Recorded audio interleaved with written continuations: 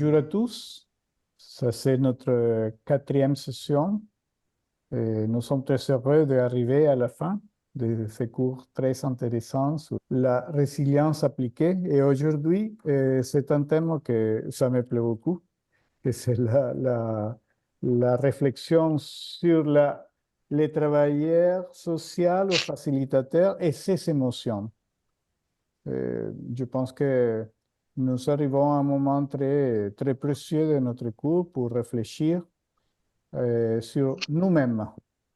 Le travailleur social, c'est une personne ou facilitateur qui toujours travaille à l'extérieur, à l'extérieur. Mais aujourd'hui, l'invitation, c'est à travailler à l'intérieur pour travailler nos émotions et savoir comment nous pouvons nous bien préparer pour faire un excellent service autour des enfants et des adolescents. Et merci Alda pour tout le travail, la préparation, la réflexion et pour le dialogue que nous pouvons faire aujourd'hui pour notre formation personnelle. Merci beaucoup, Diego, pour le mot introductif. Bonjour à tous et à toutes. Plaisir encore de vous retrouver ce matin. Nous sommes, comme Diego vient de le dire, à notre quatrième module et le dernier pour cette formation. Ce module porte beaucoup plus sur nous, le travailleur social, de toute façon, depuis le module passé, on était beaucoup plus sur le travailleur social, le facilitateur même. Aujourd'hui, nous parlerons des émotions. On ne peut donc pas parler de la résilience sans parler des émotions. Mais avant de commencer, comme on le fait d'habitude, on va faire un petit rappel de ce qu'on a fait la dernière fois. La dernière fois, donc, nous avons parlé bien sûr, des facilitateurs, des relations entre eux, etc., entre le facilitateur et l'enfant. Mais la première des choses, c'est qu'on a dit, pour que la résilience se fasse, ça s'applique, s'intègre dans nos pratiques actuelles, il est important d'avoir un changement de regard sur nous-mêmes. Parce que si nous voulons travailler la résilience et que nous voulons parler de nous aussi, il faut qu'il y ait un changement de regard sur nous-mêmes, sur l'enfant qui est en face de nous et sur nos activités. Donc, la résilience aujourd'hui, si on veut l'appliquer dans nos activités, elle va impliquer nos activités, elle va impliquer notre organisation interne, hein. Donc, les plannings vont être refaits, etc. Donc, on a continué un peu avec l'étude de cas de Manon, l'étude de cas de PDR, qui nous a permis d'appuyer la formation, le module qui a été fait le deuxième jour sur les ateliers et sur le processus même de la résilience. Et donc, la question que je peux vous poser, qu'avez-vous retenu par rapport à l'étude de cas de PDR et qu'est-ce que cela vous a apporté?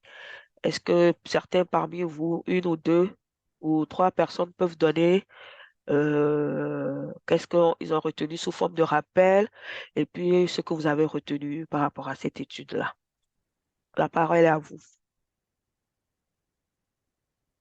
Qu'avez-vous retenu par rapport à l'étude de cas? Vous rappelez l'étude de cas de Mana, de la jeune fille qui avait perdu, je crois, ses parents, si je ne me trompe. Qui a fait des exercices, on a fait plein d'ateliers, ateliers sous l'orage. Ensuite, il y a eu le grappe de raisin, etc. Qu'est-ce que cela vous a permis, qu'est-ce que ça vous a apporté? Allô, Alda. Oui, bonjour Aimé, Bonjour, t'as la Alda. parole? Bonjour, t'as la parole. Merci pour la parole. Je crois que les cas des PDR là nous a beaucoup édifiés et nous a permis de faire des choses de manière professionnelle. Et comme l'a dit Cole, euh, chaque cas est un cas spécifique. Bien. Et quand vous travaillez, il faut essayer d'aller en profondeur pour comprendre davantage les problèmes de l'enfant et dans ces processus-là, comment l'aider. C'est Et ça. donc, ça nous a beaucoup édifié et que nous devons prendre du recul quand nous voulons travailler avec les enfants. Nous devons vraiment nous armer, être professionnels et cela va apporter des résultats. Voilà ce que je peux dire. Merci beaucoup.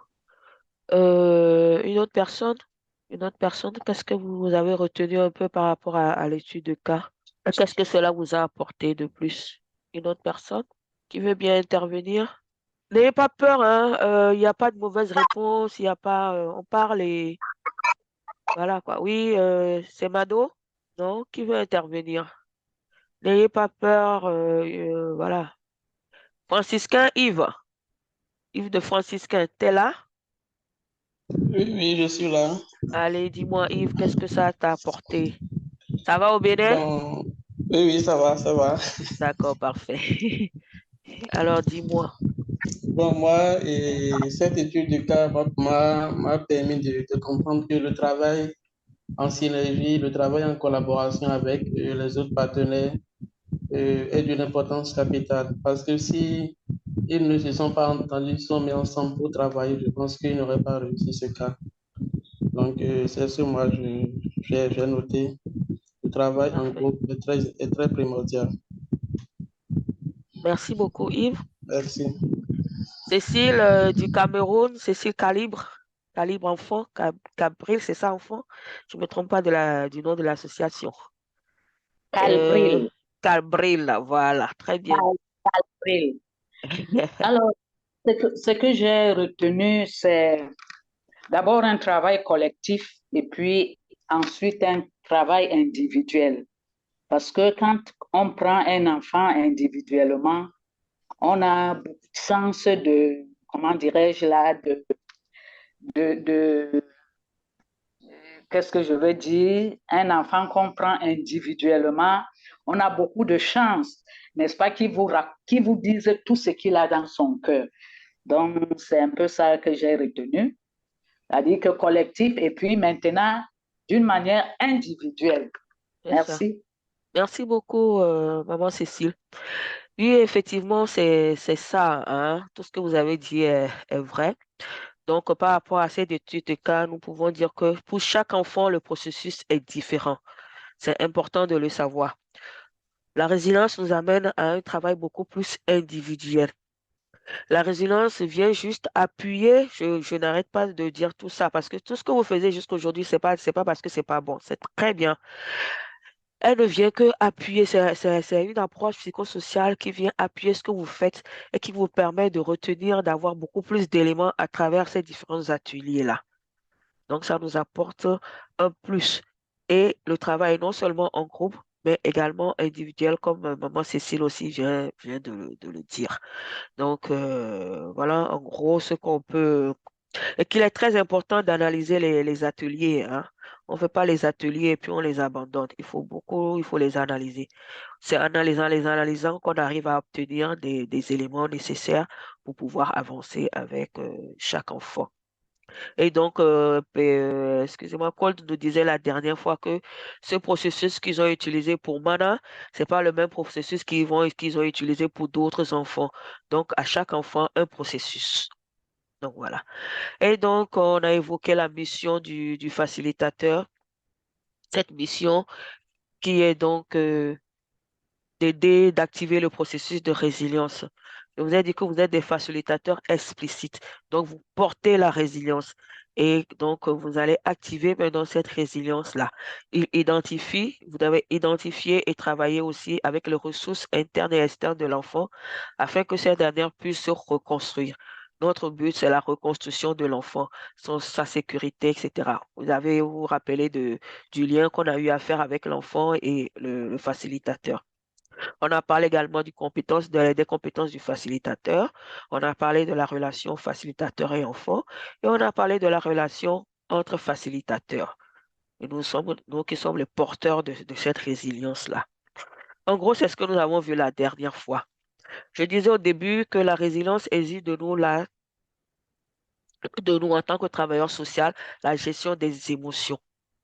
On ne peut pas parler de résilience sans parler des émotions. C'est ce que je disais au début. Même avec l'enfant, on y aura la gestion des émotions. Avec nous, c'est pareil, nous en tant que travailleurs sociaux. Donc aujourd'hui, notre module portera beaucoup plus sur la gestion des émotions. Donc, je vous redonne la parole pour me dire, quand on parle de émotion, quand vous entendez émotion, ça vous fait penser à quoi ou à qui? Est-ce qu'il y a un mot qui vous vient à l'esprit quand on dit émotion? Est-ce qu'une personne vous vient à l'esprit? Est-ce qu'une petite histoire vous vient à l'esprit? La parole est à vous. Quand je dis émotion, émotion vous fait penser à quoi? Euh, émotion. La parole est à vous. Vous pouvez lever la main ou si certains qui ne le savent pas utiliser, dès que le micro est ouvert, je sais que la personne veut parler. Quand on dit émotion. Oui, Mado. Oui, moi, par émotion, je vois un sentiment. Vous voyez sentiment. Très bien. Un sentiment qui sort de moi vis-à-vis de quelqu'un ou de l'enfant que j'ai devant moi. D'accord. Merci, Mado.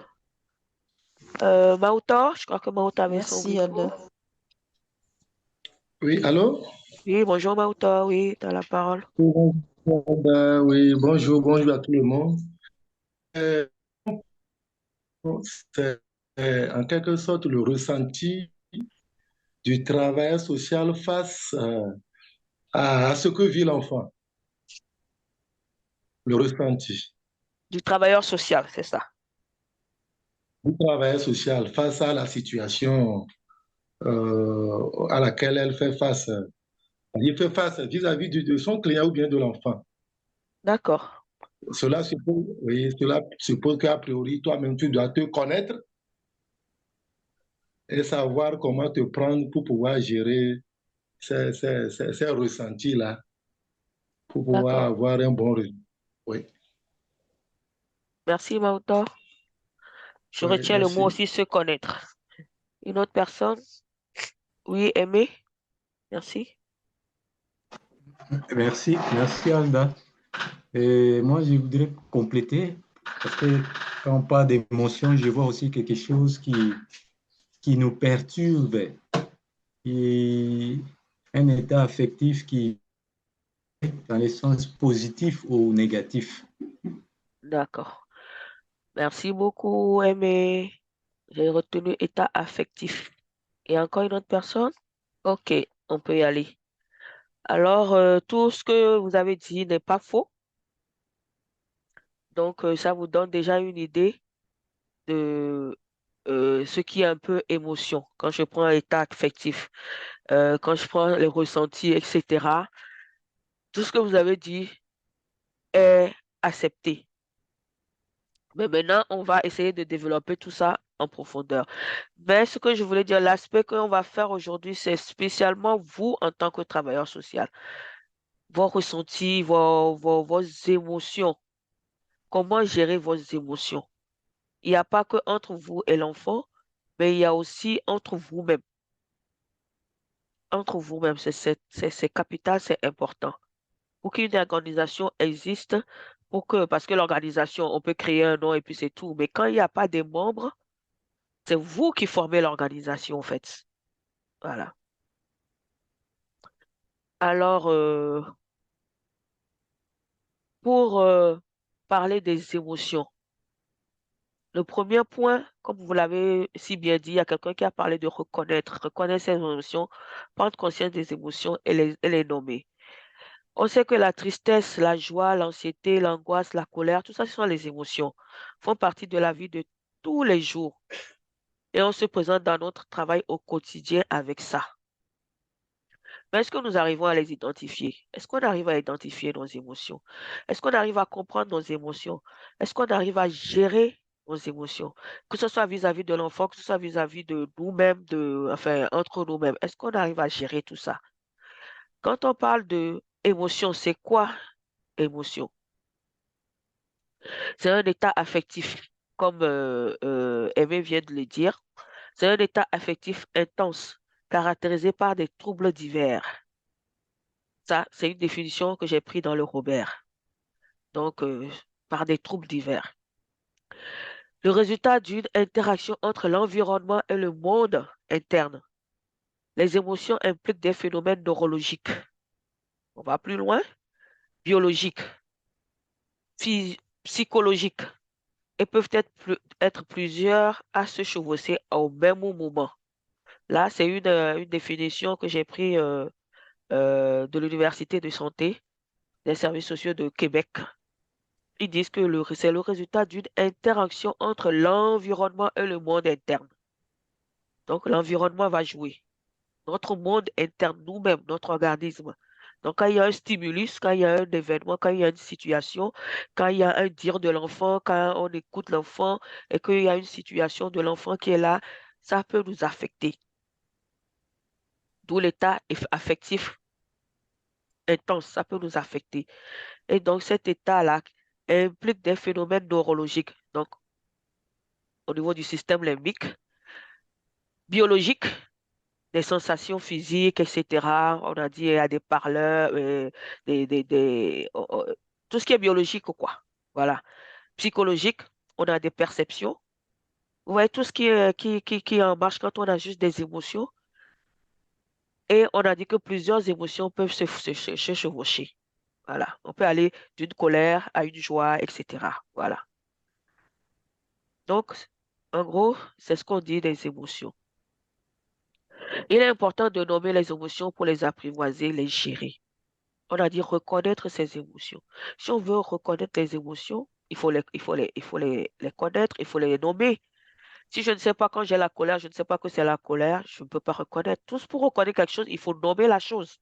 Il faut nommer la chose. Et selon les travaux de Paul Ekman, qui est un psychologue également, pour lui, il existe 6 émotions de base universelles, 6 émotions de base. Il y en a plusieurs. Il y a les émotions, il y en a. Mais il y en a 6 qui sont de base que tout le monde, que ce soit qui que ce soit, nous les avons et nous les développons. Il a bien dit, ce sont des émotions dont les expressions faciales sont reconnues à travers toutes les cultures. Qu'on soit, je sais pas moi, du Congo, qu'on soit du Togo, qu'on soit du Bénin, qu'on soit du Cameroun, ou qu'on soit, voilà. Ce sont ces 6 émotions-là, on les reconnaît tous à travers le visage de la personne, à travers le comportement de la personne. Ce sont des émotions qu'on observe chez tous les humains, qu'on soit blanc, qu'on soit noir, qu'on soit, voilà, on les reconnaît. À votre avis, c'est quoi ces émotions? À votre avis, c'est quoi ces émotions? Si on dit que c'est quelque chose qu'on reconnaît chez tous les humains, ces 6 émotions, à votre avis, c'est quoi? Oui, à votre avis. Connaissez-vous ces 6 émotions? À votre avis, c'est quoi? Oui, maman Cécile. C'est vrai que nous avons souvent, vous me suivez? Oui, on vous suit, on vous entend très bien. Oui, nous avons souvent un jeu avec des enfants, Oui. un jeu facial où on retrouve ses émotions. Par exemple, un enfant qui veut pleurer, un enfant qui est fâché, un enfant qui est joyeux. Je sais donc pas si c'est le même sens, mais je pense à mon humble avis que c'est pratiquement la même chose. Hein? Quand on est fâché, on a une autre mine par rapport à quand on est content. Quand on pleure, on voit non seulement qu'on ressent la personne qui est dans cette émotion, mais on voit aussi. Voilà un peu ce que je peux dire. Merci. Merci, maman Cécile. Donc, si j'ai bien compris, les émotions se retrouvent par rapport voilà, au comportement que la personne va émettre. Donc, les pleurs, le sourire, ou etc., etc. D'accord. On est tous d'accord que les émotions, on les transmet souvent par nos comportements, par nos réactions. Mais c'est quoi ces 6 émotions de base que Paul Ekman nomme l'émotion de base universelle qu'on retrouve chez tout humain? Enfant, adulte, blanc, noir, jaune, rouge, je ne sais pas quoi. On les retrouve partout. Aucune idée? Ça vous dit rien? Personne? Oui, allô? Oui, Kafi, bonjour. Bonjour.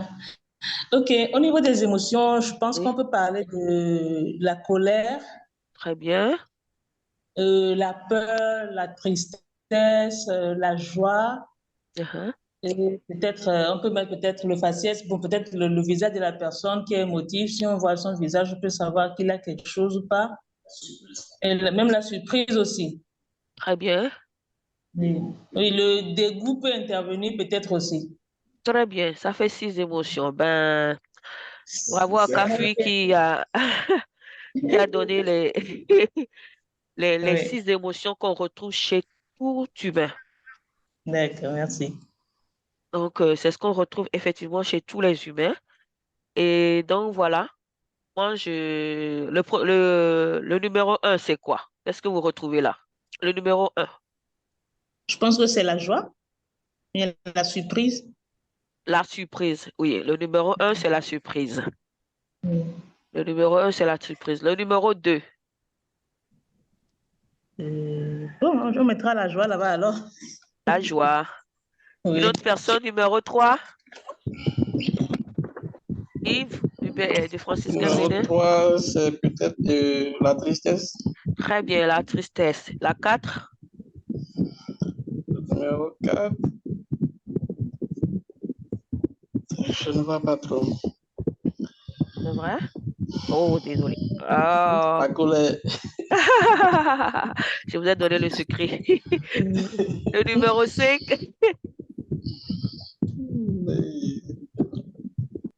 la personne fait bah. Hein? La C'est personne le après fait dégoût. bah. Ça, Oui, c'est le On dirait dégoût. le qu'il dégoût, est oui. Le dégoûté, on bon, dirait qu'il veut vomir lui là. il est quoi? Il est dégoûté, on dirait qu'il veut vomir. Il est Hein? dégoûté. Oui, Il est le bon, dégoûté. il est dégoûté. Et le numéro 6,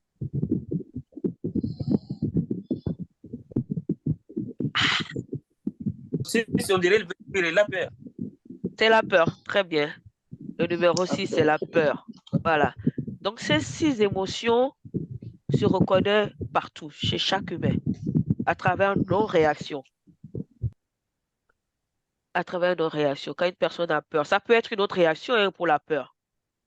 Mais quand même, vous voyez la manière dont cette dame s'est exprimée, nous savons que c'est la peur. Quand on voit le côté face, le visage de la personne, systématiquement, normalement, on peut reconnaître au moins ces 6 émotions-là. Et on peut également les nommer facilement. Donc, il s'agit de la surprise, de la joie, de la tristesse, de la colère, du dégoût et de la peur. Ce sont ces 6 émotions que Paul Ekman euh, prend comme émotion de base, qu'on reconnaît partout. Et nous, en tant que travailleurs sociaux, en tant que facilitateurs, nous avons toujours ces émotions. Qui peut dire qu'il n'a jamais eu ces émotions? Qui? Face aux situations de nos enfants, face à nous-mêmes, le travail que nous faisons entre nous, facilitateurs. Ces émotions, qui ne l'a jamais ressenti? La personne qui ne l'a jamais ressenti, qui lève le doigt et qui me dit quel est l'élément qui n'a jamais ressenti dans ces 6 émotions-là. Je suppose que tous ces 6, une fois au moins, ou 2 fois, ou 3 fois même, on l'a tous ressenti. De la colère. Même par rapport à la situation d'un enfant, on est fâché, on est énervé. Des fois, c'est l'enfant qui a un comportement qui nous irrite. Des fois, ce sont les parents. Vous voyez tout ce que nous vivons dans le travail que nous sommes en train de faire. Des fois, on a la joie quand un enfant réussit. Pas des fois, c'est sûr, on a la joie. On est surpris des fois, alors qu'on ne pensait pas qu'un enfant pourrait peut-être réagir d'une manière ou d'une autre. Et on voit que cet enfant-là, waouh, tout d'un coup, voilà, je me rappelle d'un cas de Kivu avec le bon, s'il est là, il peut le confirmer, d'un enfant qui avait fait, en ce moment, ils étaient, je vous ils n'étaient pas encore MWT. Donc, il avait fait 5 doigts et 5 qualités. Et cet enfant, un des enfants lui a dit qu'il était très intelligent, etc. Ah, ben, ça a été une surprise quand on a vu que cet enfant qui ne brillait pas vraiment à l'école, tout d'un coup a commencé voilà, à briller et voilà. Regarde, quand on dit ça, je trouve en même temps la surprise et la joie. Voilà, on retrouve ces 2 éléments à travers cette situation d'enfant. Vous voyez un peu comment quand on dit, des fois, il y a les émotions qui peuvent se chevaucher.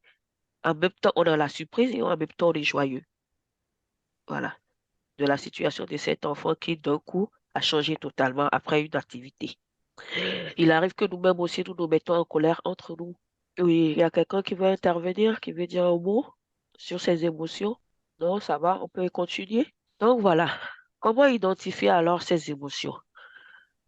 On sait que face à une même situation, deux personnes peuvent réagir de façon très différente. Voilà, ça c'est clair. Les émotions sont donc un indicateur de nos perceptions des événements, en lien avec nos croyances, nos pensées, nos besoins et nos valeurs. On avait dit tout à l'heure que l'environnement joue dans tout ça également. Mais il existe deux types d'émotions selon les réactions comportementales là. C'est-à-dire quoi? Il y a des émotions négatives, il y a des émotions positives, ou émotions agréables ou émotions désagréables. Quand on prend la fierté, la joie, etc., ce sont des émotions agréables par rapport aux réactions que nous avons. Les émotions tiennent compte des réactions, c'est-à-dire que on ne peut pas parler d'émotions et ne pas parler de réaction, parce que c'est la réaction que la personne fait en face de nous qui nous permet de parler de, voilà, telle émotion, que la personne ressent ça. Il y a des personnes qui arrivent à maîtriser tout ça, quand c'est la joie ou quand c'est la colère, ou, ils transmettent rien du tout. Ça, c'est un travail exceptionnel que les gens arrivent à faire sur soi.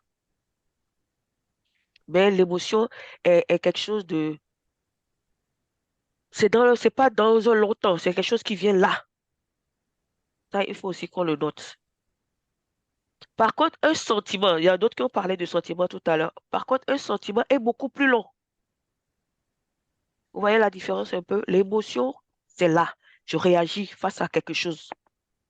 Le sentiment, c'est quelque chose que je peux avoir sur un long temps. Quand ça devient beaucoup plus long, on parle beaucoup plus de sentiments que d'émotions. C'est ça un peu la nuance des deux mots, c'est tout. Sinon, voilà. Et il y a des émotions agréables, il y a des émotions désagréables.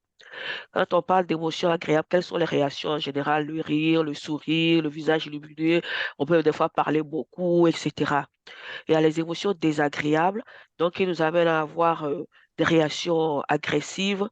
Voilà, on peut hausser le ton, on peut quitter le lieu, on peut être méfiant par rapport à la situation. Voilà, ça c'est des réactions. Donc, il y a deux types d'émotions.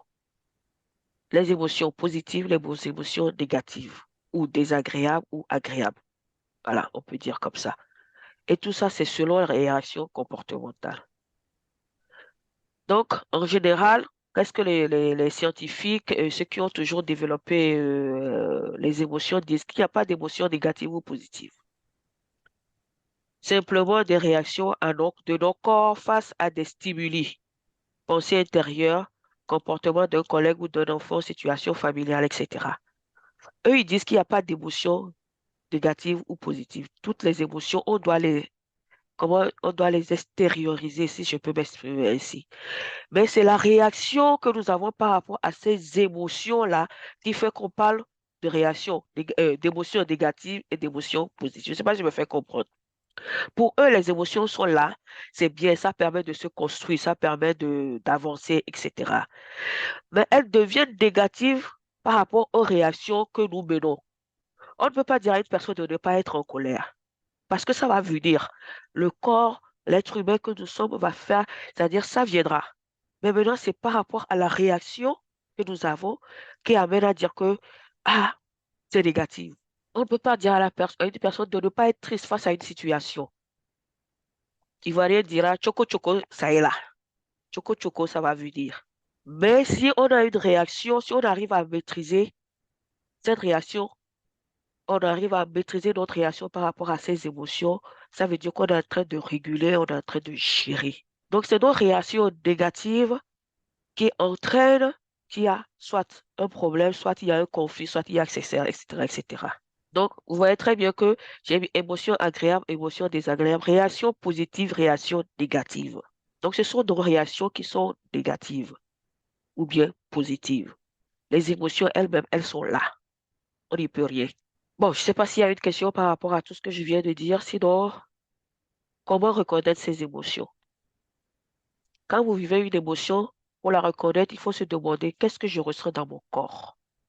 On a bien dit que c'est la réaction. Qu'est-ce que je ressens dans mon corps? qu'est-ce qui me passe par la tête? On a bien dit que ce sont voilà, des pensées intérieures. Je reviens sur le slide précédent, des pensées intérieures, des comportements d'un collègue ou d'un enfant, etc. Ce sont des situations. Donc, la question qu'on se pose, qu'est-ce qui me passe par la tête? Qu'est-ce qui provoque cette émotion en moi? À quel besoin correspond-elle? C'est par rapport à quoi? Quel est le besoin que je veux satisfaire? Ce sont des questions qui doivent de temps en temps nous revenir. Quand vous vivez une émotion pour la reconnaître, demandez-vous, qu'est-ce que je ressens dans mon corps? Des fois, quand on se met à colère, vous voyez le sang on bouge là, hein? On voit le sang monter, on voit, voilà, on devient tout rouge, hein? Ou, bon, c'est-à-dire, ça se voit facilement chez un blanc que chez nous, les noirs. Mais des fois, le visage, voilà, on est gonflé, quoi. Je sais pas comment le dire. Hein? Qu'est-ce qui me passe par la tête? Qu'est-ce qui provoque cette émotion? Quelle situation? Qu'est-ce qui est en train de provoquer ça? On a parlé de situation. À quel besoin cela correspond? J'ai besoin de quoi? Ou l'enfant là qui est en face de moi, voilà. Des fois, j'ai besoin que cet enfant me donne des éléments et je suis là impatiente et puis l'enfant là ne veut pas parler, etc. Voilà. J'ai un collègue qui est en train de m'énerver parce qu'il est en train de faire quelque chose, voilà. Je suis dans la joie parce que cet enfant a réussi. Alors, comment je me sens? Qu'est-ce qui m'est passé par la tête? Qu'est-ce qui provoque ces émotions en moi? La réussite de l'enfant qui a provoqué, c'est la situation de cet enfant qui a réussi, qui a provoqué la joie en moi. Ça va? Vous me suivez? Oui, oui, oui, oui, nous on suivons. suit. D'accord. Donc, pour reconnaître ces émotions, il faut alors être attentif ou attentive, sonder, analyser ce qui nous fait réagir et nous rapproche ou nous éloigne des autres. Ou nous éloigne des autres. Il faut analyser pour reconnaître ces émotions.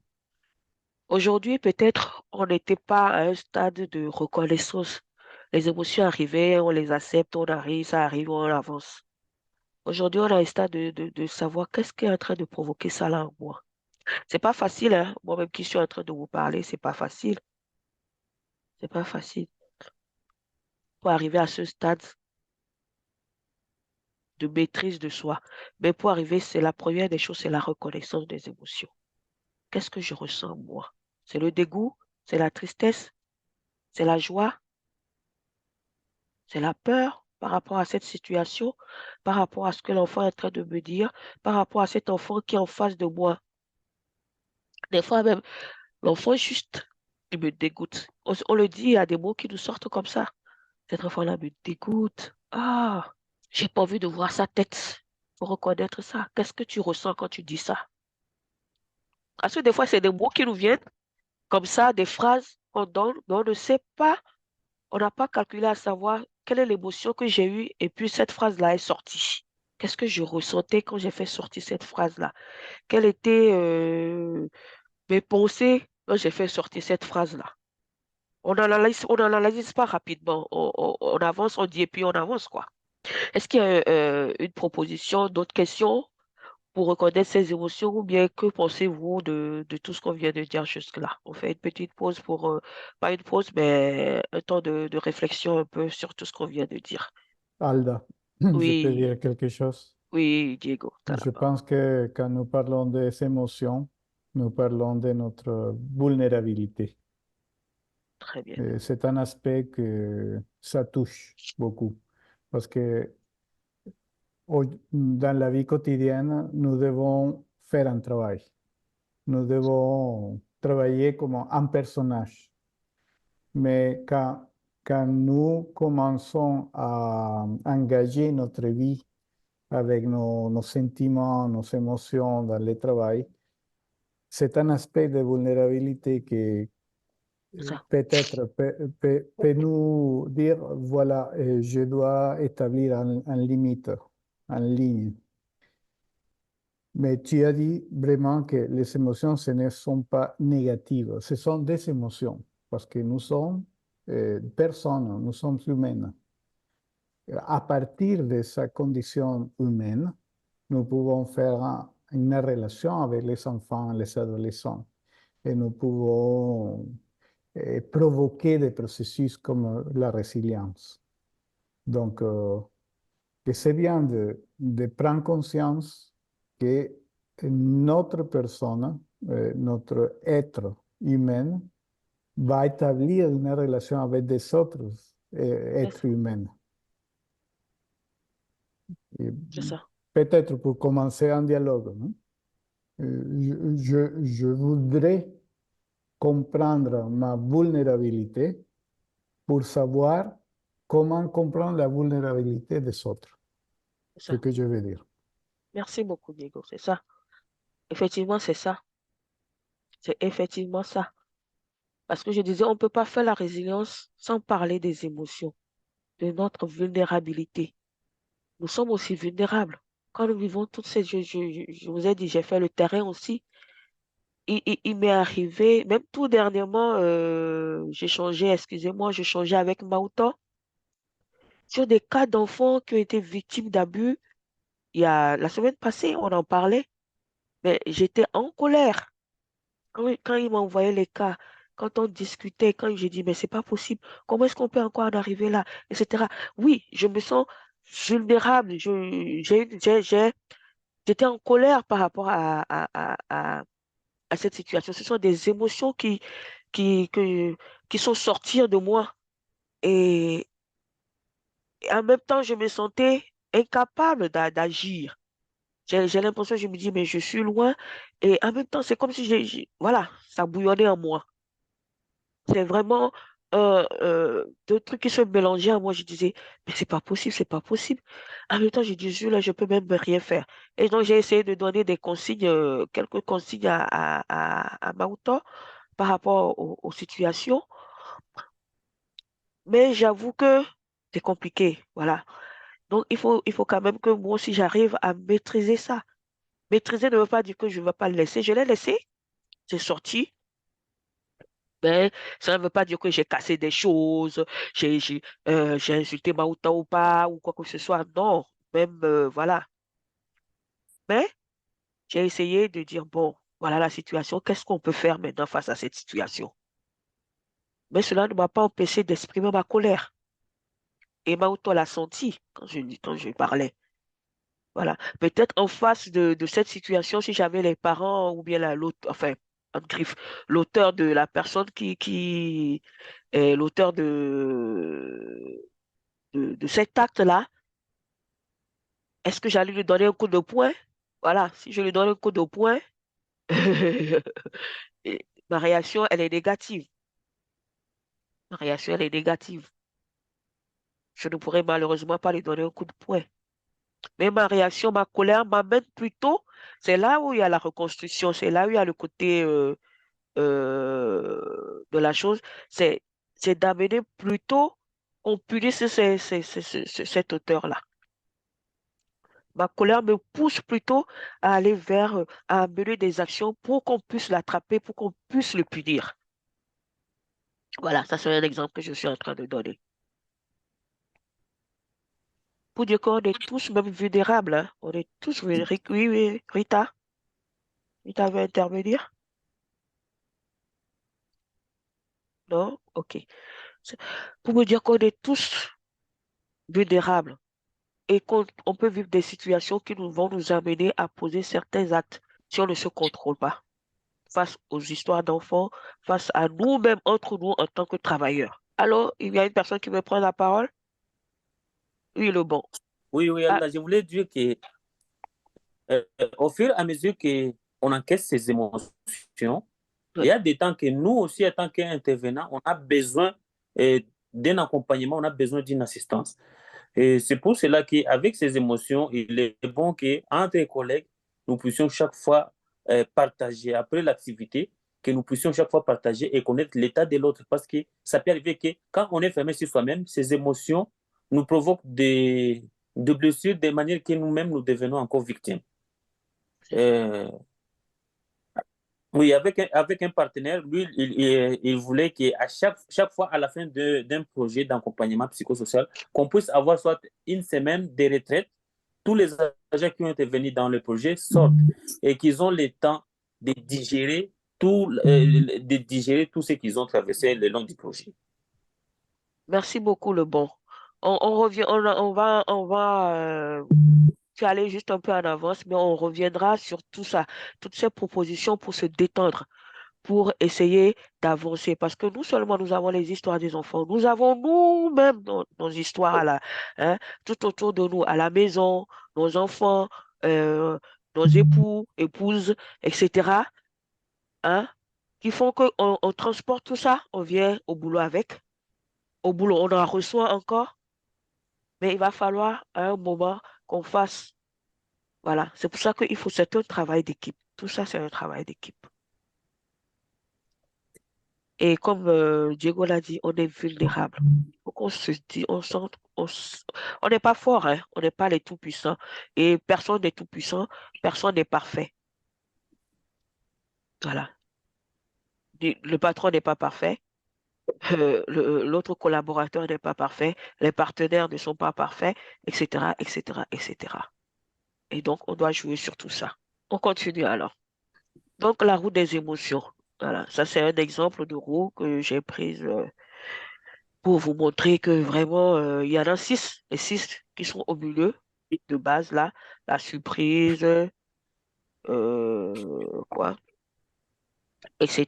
Heureux, joie, bon, heureux ou joie, tristesse, ainsi de suite, qui sont là. Mais de ça décline beaucoup d'autres choses. Des mots, des façons de l'exprimer, de poser voilà, qui découle de beaucoup de choses. Mais le 6, c'est la base. Et maintenant, de ça découle beaucoup de choses, beaucoup de mots pour l'exprimer, des réactions pour l'exprimer. Il y a la révolte. Quand on a le dégoût, il y a on peut avoir une déception, on peut avoir une révolte, on peut avoir un jugement. Voilà. Il y a plusieurs façons de l'exprimer. Donc, on va essayer de faire cet exercice qui est en face de nous. On va remplir ces cases-là par rapport... Allô? Allô? OK. Donc, on va essayer de remplir ces cases-là, ces phrases, et par rapport à ces phrases, dire quelles sont les émotions qui sont provoquées par rapport à cette phrase-là, à ces phrases-là. Alors, je donne la parole à qui veut bien lire. Maouta, tu nous donnes la phrase et on essaie de voir. D'abord, tu peux tout lire, les différentes phrases, et puis après, on prend phrase par phrase pour voir quelles sont les émotions qui se dégagent de ces phrases-là. Maouta est là. Ta connexion, elle est bonne pour nous lire un peu toutes les phrases d'abord. Ça nous permet d'avoir une idée générale. Je vais essayer. D'accord. OK. Donc, je pense que la première phrase, c'est « Je pense que quelque chose de mal va arriver. L'organisation va sûrement fermer. » Très bien. Oui. Je pense que quelque chose de mal va arriver. L'organisation va sûrement fermer. 2, mon collègue a fait une faute grave. S'il vous plaît, il ne devait pas faire ça. Mon collègue a fait une faute grave, il ne devait pas faire ça. OK. 3e phrase, mon responsable en demande trop d'ailleurs. Ce n'est pas mon cahier de charge. Je n'ai pas le temps pour moi-même. 3, plus j'analyse la situation, plus je suis repugné et je ne sais quoi faire. 5, j'étais aux anges quand j'ai appris la réussite de Coco. Monsieur Laurent était paniqué quand il a appris la fin du projet. Il a appris. Monsieur Laurent était paniqué quand il il a appris la fin du projet. La dernière phrase, j'aime te voir travailler comme ça. Je suis contente pour ton dessin. Merci J'aime te beaucoup. voir comme ça. Je suis contente pour ton dessin. Merci. Merci Mauta pour la lecture des phrases. Donc maintenant, on va prendre les phrases une par une et on va essayer de voir quelles sont les émotions qui se dégagent. Quand je dis je pense que quelque chose de mal va arriver, l'organisation va sûrement fermer. C'est quelle est l'émotion qui se dégage par rapport à cette phrase, par rapport à cette situation? Yves? Oui, là, et on peut dire que c'est l'émotion qui se dégage, c'est la peur. La peur. Oui. Ok, qui est partant aussi? Qui est d'accord? Tout le monde est d'accord que c'est la peur? Je pense que quelque chose de mal va arriver, l'organisation va sûrement fermer. Aimé?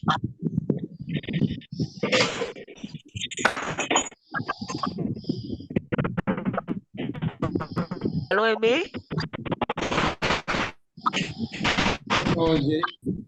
J'allais dire que je suis d'accord avec lui. C'est la peur qui s'installe à nous.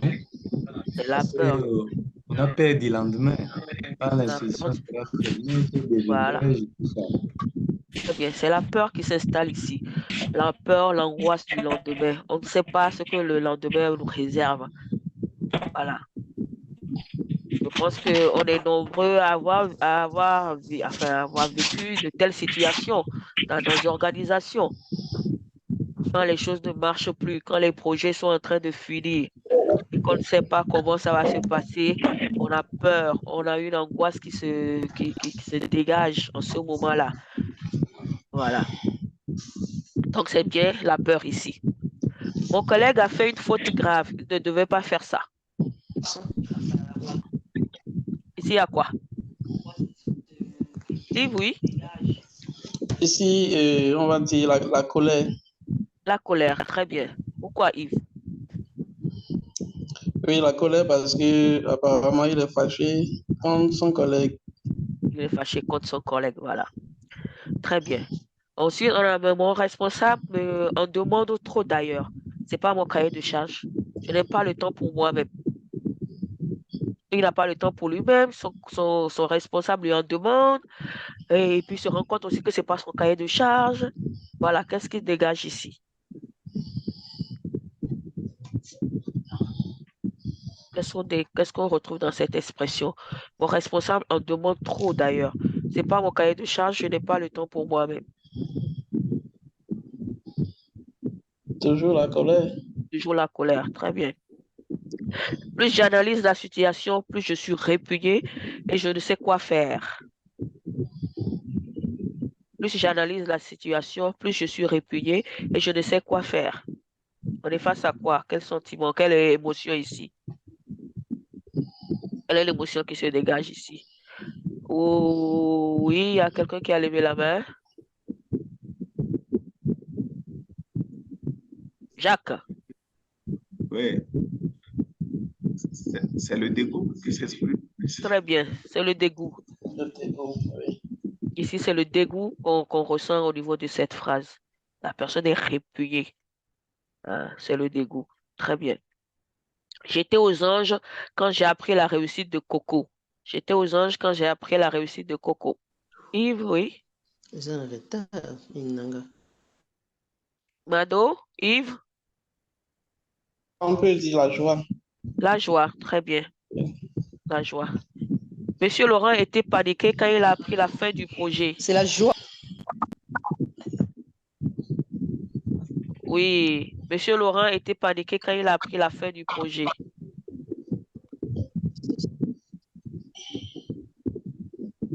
Victor, tu es là? Victor est là?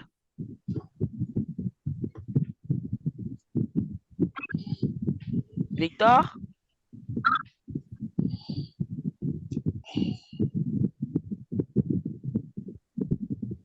Victor est là? Victor, je t'entends pas.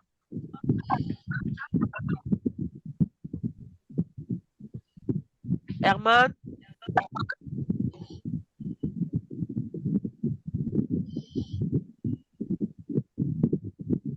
Joël, t'es là? Joël?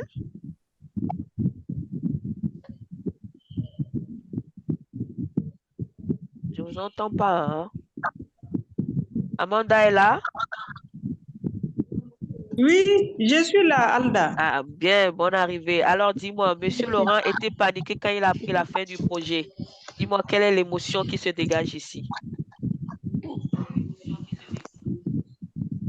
Hum, C'est Monsieur la Laurent, peur? la peur, très bien. Merci beaucoup, C'est la Amanda. peur. Et pourquoi la peur? Oui, parce qu'il ne sait pas ce qui va se passer, il va perdre son emploi. C'est ça. Ça rejoint un peu la première proposition, la première phrase du tableau. Ouais. Voilà. J'aime te voir travailler comme ça. Je suis contente pour ton dessin. J'aime te voir travailler comme ça. Je suis contente pour ton dessin. Joël? Joël est là? Joël de CSF.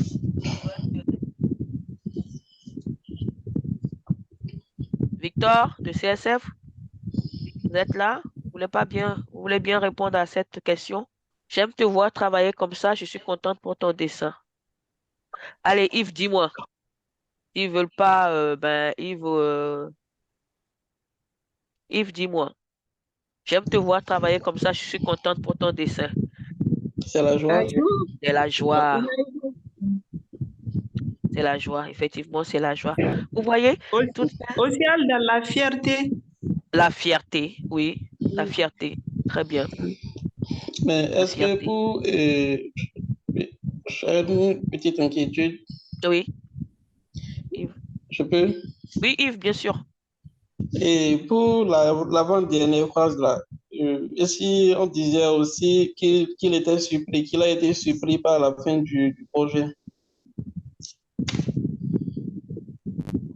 Ça dépend de l'émotion que vous avez. Si vous voulez paniquer, tu veux mettre le mot surprise. Je pense qu'on peut avoir l'émotion de surprise ici. Ok, c'est bon, ça compris. Le fait qu'il a paniqué, c'est ça qui nous amène à parler de peur. D'accord. Est-ce que quand on a la surprise, on peut paniquer pour une surprise? C'est une question, hein, je me pose. On peut tous Je ne pense pas. Je ne pense pas. Tout le monde peut réfléchir dessus. Je suis surprise, donc je panique. Bon, je sais pas. C'est possible aussi. Oui, Joël? Oui, je pense quand il y a des fois des demandes de mariage, c'est une surprise agréable. Des fois les gens paniquent. Ça dépend. Ça dépend. Ouais, c'est possible. Ça dépend. En même temps, c'est pour ça que je dis, il y a des fois des émotions qui se chevauchent, hein. C'est en même temps une surprise et un état de peur, peur, c'est trop dire, mais d'angoisse. Ah, angoisse. Ouais, voilà. Angoisse. Angoisse, c'est la peur, on a peur de quelque chose que l'on voit, c'est un peu comme ça. L'angoisse, c'est toujours la même chose un peu, mais l'angoisse, c'est surtout quand on ne sait pas ce que c'est. On parle beaucoup plus d'angoisse quand on ne sait pas, on n'arrive pas à identifier vraiment la chose. La peur, c'est qu'on l'a peut-être identifiée, mais l'angoisse, c'est plutôt quand on n'identifie pas. C'est une peur qu'on n'identifie pas, quoi. Et ça nous met dans une situation de panique, voilà, OK, c'est possible, hein? Surprise. Surprise, Monsieur Laurent était paniqué quand il a appris la fin du projet. Quand on parle de fin de projet, c'est beaucoup plus une peur, hein, qui va être là. Hein? Peur du lendemain, peur de... Bon, voilà. C'est pour vous dire que pas des expressions même, hein, pas des idées, parce que là, tout ce que j'ai mis comme phrase, ça peut être des idées. Ce sont des idées que nous développons en nous, des pensées que nous développons en nous, par des pensées ou par certaines situations, des émotions surgissent. Des émotions surgissent. Et vous voyez, donc ce sont des phrases que nous disons des fois, ce sont des pensées qui viennent des fois en nous, ce sont des situations que nous vivons chaque jour dans nos vies, chaque jour, et des émotions apparaissent comme ça. Voilà.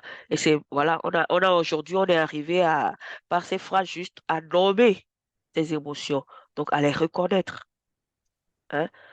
Voilà. Déjà, même avec Monsieur Laurent, on vient d'avoir des idées à développer. Donc, voilà. Est-ce que c'est vraiment ça? Est-ce que c'est pas ça? C'est ça.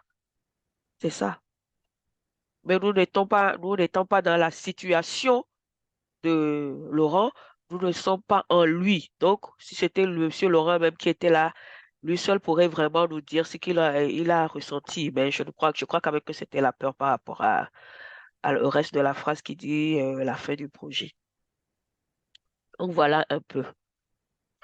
Cet exercice nous amène à comprendre que, voilà, émotions et sensations physiques. L'émotion peut déclencher différentes sensations physiques qui sont instinctives. Je disais, c'est des choses des fois qui nous arrivent comme ça. Des fois, il y a la pulsion. Voilà. Et c'est des choses que nous ne contrôlerons pas toujours. Des mal de tête. La colère peut nous amener à avoir des mal de tête. Hein? La peur également. Des difficultés de concentration, d'attention et de mémoire. Voilà. Des fois, on est tellement content qu'on n'arrive même pas à contrôler, c'est-à-dire, voilà, on se concentre plus, voilà. Ou bien la colère fait qu'on ne se concentre plus. Voilà. Selon, voilà, tout le monde peut avoir des sensations de vertige ou d'étourdissement, des gorges nouées, des douleurs. Des fois, quand on est en colère, on sent quelque chose au niveau de la gorge là. Hein? C'est quelque chose, un nœud. Des fois, on a envie de pleurer, même quand on a la tristesse aussi, par exemple. On peut sentir aussi des choses où on a envie de pleurer. Et il y a quelque chose qui est là, un nœud qui est là, qui est bloqué, qui n'arrive pas à sortir. Ça vous est jamais arrivé de sentir quelque chose là, qui est bloqué. On n'arrive pas à dégager ça. Des tensions musculaires, je dirais tout à l'heure, on est crispé, on a envie de, voilà, des sueurs. Quand on a des fois une peur là, des palpitations, ça, c'est quelque chose qui est très fréquent. Des sensations de chaleur, des frissons, il y en a énormément sur le plan physique qu'on ressent, des sensations que l'on ressent. Mais à nous de déterminer tout ça. Quand est-ce que j'ai ces sensations? Quand ma gorge est nouée là, c'est à quel moment? Quand je transpire comme ça là, c'est à quel moment? Quand souvent une situation arrive, j'ai des maux de tête là, c'est quel moment? C'est au moment de la peur, c'est au moment où, voilà, quand j'ai des frissons là, je commence à trembler, à m'énerver, voilà. C'est à quel moment? Il faut qu'on essaye pour reconnaître les émotions, non seulement il y a les phrases, il y a les comportements, il y a ces sensations qui sont beaucoup plus physiques et qui sont internes aussi à nous, que nous devons reconnaître. Donc, il est important que le travailleur social cultive leur propre intelligence émotionnelle afin d'accompagner avec empathie les émotions des enfants et celles de leurs collègues. Tout à l'heure, on parlait de notre vulnérabilité. Il faut que nous-mêmes nous arrivions à accepter et à reconnaître nos émotions pour faire face aux émotions des autres. Nous sommes en tant que travailleurs sociaux, nous devons être empathiques. Nous devons avoir l'empathie. On avait dit ça. Si nous-mêmes, nous n'arrivons pas à accepter nos émotions, à les reconnaître, c'est difficile d'avoir de l'empathie pour l'autre, de reconnaître aussi les émotions de l'autre. Et on avait dit que c'est ça, on ne peut pas parler de résilience sans parler des émotions. Et les émotions au niveau des enfants et de nous, en tant que travailleurs sociaux également. Si nous arrivons nous-mêmes, c'est comme ça, hein, j'essaye même par la résilience, vous faire vous-même, par exemple, la dernière fois, on a fait nous-mêmes les ateliers. C'est quand nous-mêmes, on arrive à faire certains ateliers, nous-mêmes, qu'on ressente et que nous-mêmes, nous ressentons des choses. Vous allez dire que c'est des ateliers pour des enfants. Mais non, nous-mêmes, adultes, je pense que la dernière fois, quand vous avez fait ça, vous a fait du bien. Ça vous a permis de connaître quelque chose, ça vous a permis de révéler quelque chose de vous. C'est pareil. J'aime qu'on ressente ça, que nous ressentions ça nous-mêmes pour savoir ce que ça fait sur l'autre, que ça peut nous apporter. Et nous aussi, nous devons aujourd'hui faire cet exercice des émotions pour pouvoir aussi savoir ce que ça peut être sur l'enfant et savoir comment faire cette empathie-là en tant que travailleur social. Et donc, ça nous amène à parler de la gestion des émotions. Il est important de gérer les émotions pour que cette empathie-là se fasse. Si un enfant vient vers moi et que je suis en colère, déjà, avant même que lui-même il arrive, et que dans nos conversations, il sent cette colère-là, il ne pourra rien vous dire. Peut-être même cet entretien va être un entretien où plus tard il dira aux autres, cet animateur-là, je ne l'aime pas, hein. Lui, quand tu vas chez lui, il te parle d'une façon, il est comme ceci, il a des propos, voilà, voilà. Alors que peut-être que c'est quelque chose qui s'est passé à la maison, qu'on a transposé sur le travail que nous sommes en train de faire. On n'a pas su gérer l'émotion qu'on a eue à la maison, on est venu avec au niveau du boulot. Et ça va transparaître sur les autres et sur nos collaborateurs et sur les enfants avec lesquels nous travaillons. Dès que quelqu'un rentre dans le bureau, oui, oui, oui, oui, tu veux quoi? Tu veux quoi?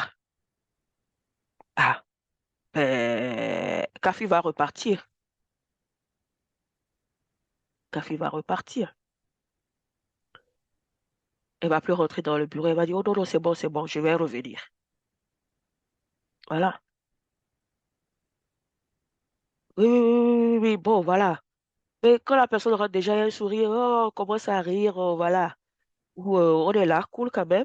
La personne va s'approcher, elle va vous poser des questions, va demander votre aide. Mais si vous êtes tous les jours en train d'exprimer quelque chose, où on est là, on a peur, le travail là que je suis en train de faire, si je vais réussir ça même, est-ce que ça va aller? Voilà. Et quand on a peur, cette peur-là fait qu'on va faire des erreurs et des erreurs et des erreurs et des erreurs. Et cette peur peut-être fait qu'on n'a pas confiance en soi. On n'a pas confiance au travail qu'on est en train de faire. Si on n'arrive pas à gérer tout ça, ces émotions vont se transmettre, ou bien on va se voir dans le travail que nous sommes en train de faire et va répercuter sur les autres. Et sur nous-mêmes, sur l'enfant, sur le travailleur qui est l'autre travailleur social également. Donc la gestion des émotions, elle est importante. Donc cette gestion commence par la reconnaissance de ces émotions, c'est-à-dire prendre conscience de ce que l'on ressent. Il nous arrive, je disais quelque chose, c'est une idée qui m'est venue quand je faisais la chose, j'ai mis l'exemple de la colère dans le bidon. Je suis togolaise, on parle souvent les V ou le bidon chez nous, donc on dit souvent le dilabidilo, le dilabidilo, diabidilo. C'est-à-dire là, je reconnais quand je dis diabidilo, c'est-à-dire je vais me mettre en colère, je vais me mettre en colère. Déjà, le fait, même cette simple phrase, nous prend conscience de quelque chose. Des fois, nous le disons, mais nous n'en prenons pas conscience. Diabidilo, je vais me mettre en colère. Ça veut dire que j'ai déjà pris conscience que cette situation, bien ce que je suis en train de vivre là, va m'énerver. Et donc, quand je le dis, ça veut dire qu'en même temps, je dois faire un retour sur moi-même et me calmer. Des fois, nous tous, on a des petites phrases, des choses qui nous viennent comme ça, par rapport aux émotions que nous allons ressentir. Au lieu de caler ça, on n'arrive pas. Donc, tout commence par la reconnaissance de ces émotions qu'on vient de faire tout au début, par l'exercice des phrases, par les 6 émotions, par les petits dessins que j'ai montrés, etc. C'est contrôler ses réactions. La gestion des émotions, c'est contrôler ses réactions comportementales, puisque ce sont elles qui sont appropriées ou qui ne sont pas inappropriées face à une situation donnée. Donc, approprié contre inapproprié. On avait dit que les réactions, les émotions ne sont pas négatives ni positives. Ce sont nos réactions comportementales qui font qu'elle est appropriée ou n'est pas appropriée. On est d'accord. Donc, il faut contrôler, on doit contrôler nos réactions. C'est apprendre à réguler ces émotions négatives et profiter des positives. Éviter que les émotions négatives nous dépassent. Réguler, c'est éviter certaines choses. Réguler, c'est équilibrer. Voilà. Il ne faut pas que nos émotions négatives nous dépassent. Émotions négatives, on griffe, hein, je parle des réactions négatives. Il ne faut pas que ces réactions-là, hein, peut-être que je changerai le mot même, réaction négative, nous dépassent. Quand on a des émotions, il ne faut pas que les réactions négatives nous dépassent. Il faut qu'on arrive à contrôler ces réactions négatives et à mettre les réactions positives en avant. Il faut en profiter. Quand tout ce qui est positif est bon, c'est agréable. Voilà, il faut en profiter. Même ça, il faut savoir le faire aussi. Pour ne pas que, l'essentiel, c'est pour que ne pas que ça empiète sur le développement de l'autre. C'est savoir ce qui a entraîné ces émotions ou cette émotion-là. C'est ça aussi, gérer ces émotions. Savoir quelle est la situation qui m'amène à avoir ces émotions. Quelle est la phrase, quel est le comportement des autres ou bien qui m'amène à avoir ces émotions. Quelle est l'attitude de l'enfant qui m'amène à avoir ces émotions ou à avoir cette émotion-là. Quelles sont les pensées qui sont à l'origine de ces émotions. Et maintenant, il faut apprendre à les dominer et à les modifier. C'est-à-dire donc les comprendre. Il faut les comprendre. En cherchant la cause, en cherchant les pensées qui sont à l'origine de tout ça, on arrive à comprendre ces émotions. C'est apprendre à exprimer ces émotions. J'ai dit que les émotions sont là, on ne peut pas les retenir. Des fois, voilà, ça vient. Mais il faut savoir les exprimer par nos réactions, d'une manière non violente, acceptable et de façon constructive. J'avais parlé de la construction, je l'ai mis en gras. Je disais tout à l'heure que quand j'ai appris les abus des enfants, là, j'étais en colère, j'étais énervée. Mais en même temps, je me suis dit, d'accord, je suis en colère ici, mais qu'est-ce qu'il faut? Non seulement punir, mais en même temps, j'ai pensé à l'enfant. J'ai dit, d'accord. Je disais, il faut punir. Mais aujourd'hui, la vie de ces enfants-là, qu'est-ce que ça va devenir? Et ça m'a amené à réfléchir, quelle stratégie on peut prendre, comment on peut évoluer, comment est-ce qu'on peut faire. Cette colère a été beaucoup plus constructive. Je ne me suis pas mise en colère, je suis restée dessus. Je ne me suis pas mise en colère et j'ai cogné mes meubles ici ou quoi que ce soit. Non. Je vais cogner ça, mais après moi-même, je vais avoir mal. Je vais cogner ça, après, je vais avoir mal. C'est ça. Je me rappelle aussi du soir à Lomé, ça c'était à la maison. J'avoue, j'avoue que nous avons tous, c'est ça, on est tous vulnérables. Il y avait une jeune fille qui était avec nous à la maison. Bon, une jeune fille, elle était un peu pubère dans le temps. Elle avait fait un truc qui m'avait tellement énervé. J'étais en boule. En même temps, je ne sais pas quand est-ce que j'ai pris ma main, je lui ai donné un coup comme ça. Et j'ai donné le coup, mais moi-même, elle a un corps, je ne sais pas c'est quoi le corps. C'est une petite fille, mais j'ai eu mal au bras après. Et après, j'ai dit, mon Dieu. Moi-même, j'ai dit, je ne me mettrai plus jamais en colère comme ça et je ne donnerai pas. C'est pas mon habitude.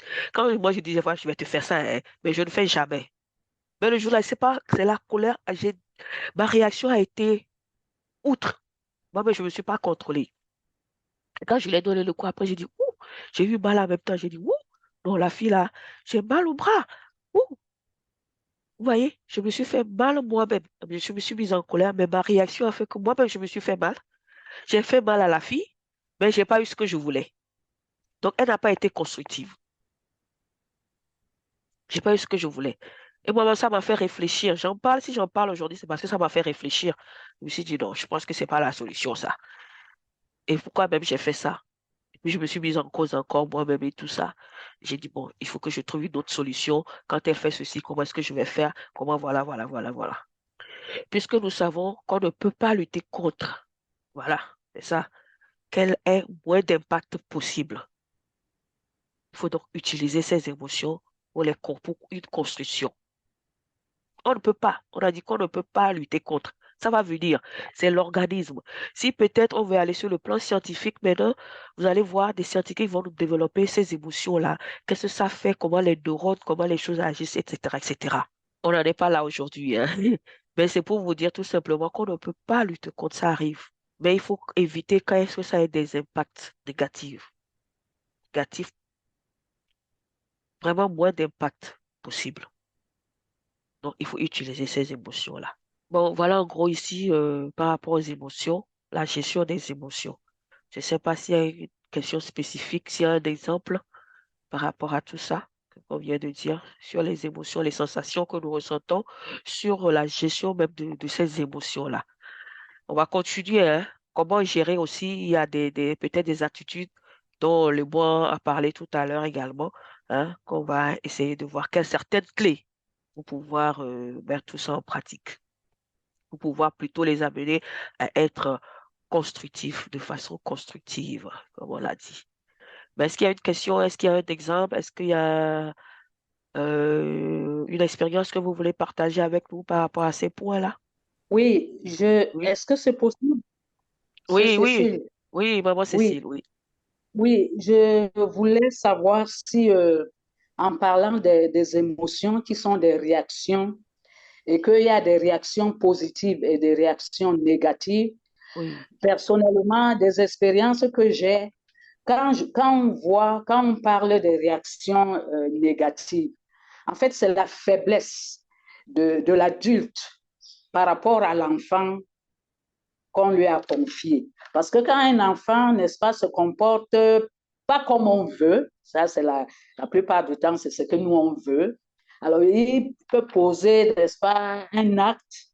Alors, ne sachant quoi faire, on se met en colère. Ça veut dire qu'on est faible par rapport à l'acte que l'enfant venait de poser. Donc, je voulais savoir si, par rapport aux réactions négatives, on peut, n'est-ce pas, classer ça sur le plan de la faiblesse. Ça, c'est ma question. Merci, maman Cécile, pour cette question. Oui, je pense qu'on peut aussi le classer comme ça. On peut aussi le classer comme ça. Parce que on parle de vulnérabilité. Nous sommes vulnérables, ou même les travailleurs. Hein. Diego l'a dit, il a parlé de vulnérabilité. C'est parce qu'on n'a pas trouvé une solution à, à une situation que peut-être qu'on est en train de se mettre, on a apporté telle réaction. Mais je ne parlais pas, non seulement, je ne parlerai pas seulement de faiblesse aussi, mais je parlerai de l'incapacité à ne pas trouver de solution face à face à cette situation, face à cette pensée, face à je sais pas comment le dire, à cet acte-là. On n'a pas trouvé de solution. Et des fois, la solution ne vient pas en même temps. La colère, je parle pas de colère. Les émotions, c'est, je sais pas si c'est une pulsion, si je peux m'exprimer ainsi. Ça vient. Mais c'est parce que pour la contrôler, nous devons nous-mêmes essayer comment le dire, de reconnaître chaque fois que ça arrive et de se calmer. On peut ne pas trouver une solution immédiate. Mais avec le temps, si on arrive à reconnaître et à savoir que telle situation me met en colère, je ne veux plus me mettre en colère, on trouvera forcément une solution par rapport à ça.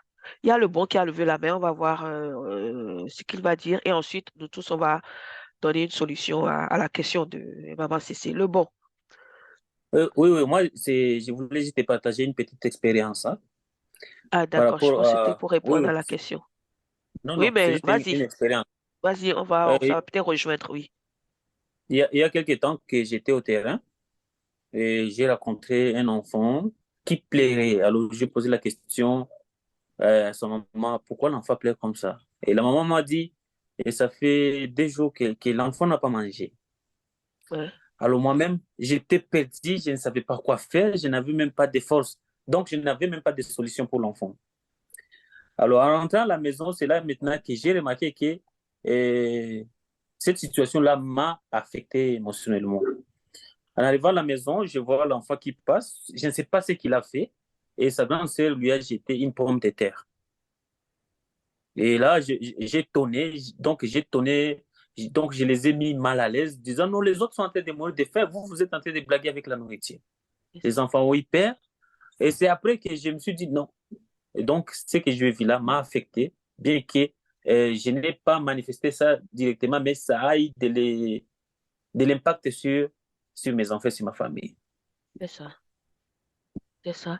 Au fait, il y a eu une situation déplorable que tu as vécue et la colère, tu t'es senti incapable face à cette situation donc ça t'a énervé, tu t'es senti vraiment impuissant et arrivé à la maison, cette colère que tu as peut-être, tu l'as pas exprimée là-bas, tu n'as peut-être pas, voilà, tu es venu maintenant réagir par rapport à ça, en instant T face à cette situation. Vous voyez, il y a eu une situation préalable. Le cas de bon, il y a une situation préalable sur laquelle il n'a peut-être pas eu de solution, il n'a pas pu réagir. Arrivé à la maison, il y a une autre situation qui n'est pas semblable à l'autre, hein, mais qui l'a ramené, qui a fait un déclic, d'où l'idée des neurones, des cerveaux, des choses qui reviennent et tout ça. Vous voyez, qui a fait un déclic sur lui et qui sûrement l'a ramené à penser à l'autre. La preuve, il a dit, les gens ne trouvent pas à manger et vous êtes là, vous, à vous amuser avec la nourriture. Vous voyez? Donc, on peut partir d'une situation pour arriver à une autre qui va nous énerver, alors que peut-être s'il n'y avait pas la situation précédente, il n'allait peut-être pas même réagir comme ça. Même s'il allait parler, il allait parler d'une façon beaucoup plus posée ou bien les ramener à l'ordre beaucoup plus posé. Voilà. Moi, je pense des fois, nos réactions sont dues au fait qu'on n'a pas de solution. On se sent alors, oui, vulnérable, on est faible. On n'a pas de solution à une telle situation, ou bien à 2 ou 3 situations. Le fait qu'on ne soit pas, qu'on n'arrive pas, c'est ça aussi qui nous cause des fois, on n'a même pas la solution immédiate, hein. On l'a pas, on l'a pas. Mais ça ne doit pas nous affecter jusqu'au point où détruire notre organisme, détruire l'ambiance que nous vivons, etc. C'est là vient l'idée de la gestion. Et ça, cette gestion, c'est vraiment une gestion intellectuelle, c'est une gestion, et c'est pour ça qu'on l'appelle intelligence émotionnelle. Ça nous ramène tous à réfléchir, à savoir comment faire face à une telle situation, qu'est-ce que je peux faire, comment évoluer, comment faire, etc. Comment réguler tout ça. Maman Cécile, est-ce qu'on a un peu répondu à votre question, votre inquiétude? Je ne sais pas si quelqu'un veut réagir par rapport à l'inquiétude de maman Cécile qui disait, est-ce que c'est pas notre faiblesse qui fait qu'on a, voilà. Ça, c'est les réactions négatives, mais les réactions positives, est-ce que c'est une question de faiblesse aussi? Voilà. Au fait, dans toute situation, dans notre société, tout ce qui est positif, de toutes les façons, tout ce qu'on fait quand c'est positif, ça nous élève, ça nous nourrit. Voilà. Quand on fait tout ce qui est négatif, ça détruit. Et nous-mêmes, et l'autre qui est en face de nous. Si on envoie des ondes positives, les ondes positives aident l'autre. Aident nous-mêmes, aident l'autre. C'est clair, on est tous d'accord sur ça. Mais malheureusement, on est fait de ça, de réactions négatives, de réactions positives. On fait des erreurs. Moi-même, j'en fais. Les autres en face de moi aussi en font. Ce qui fait que on réagira. Il n'y a pas que la colère. On a dit il y a la surprise, il y a le dégoût, il y a plein de choses. Mais il faut les reconnaître si c'est un dégoût. Il faut les reconnaître. Et maintenant, si j'ai ça, comment faire pour que les choses avancent? C'est ça. Il y a une autre expérience, il y a quelqu'un qui veut partager quelque chose, qui veut dire un mot. C'est bon, on avance? Oui, allô? Oui, allô, Mauto. Oui, rebonjour. Bonjour. Oui, c'est juste un partage Oui, par rapport à notre vulnérabilité. oui, J'aurais vraiment regretté si je n'ai pas participé, je n'ai pas pu participer à l'atelier d'aujourd'hui parce que on se voit vraiment dedans. c'est ça. Donc, je peux même dire que c'est un témoignage. Il y a 8 jours, le mardi passé, que j'avais accompagné une jeune fille victime d'inceste à une consultation psychologique. D'abord, déjà, l'accompagnement de l'enfant, vu ce dont elle a été victime, déjà, c'est un choc pour moi en tant qu'accompagnateur. Et c'est dans la foulée, la veille, j'avais invité les parents d'une autre qui a été victime, dont les parents sont en train de gérer en catimini à l'amiable. Je l'ai invité la veille, il n'a pas répondu. Mais c'est le lendemain que je le rappelais pour demander pourquoi ils n'ont pas répondu à notre invitation. Ils disent qu'ils ne savent pas qui a porté l'affaire à notre connaissance et qu'ils ne savent pas en tant que parents, si eux ne portent pas l'affaire à notre connaissance, au nom de quoi nous sommes en train de les inviter. c'est une réponse qui m'avait révolté. Et je lui disais que, il arrive des fois que suite à un fait, un parent peut être même inculpé par rapport à un fait dont il est accusé.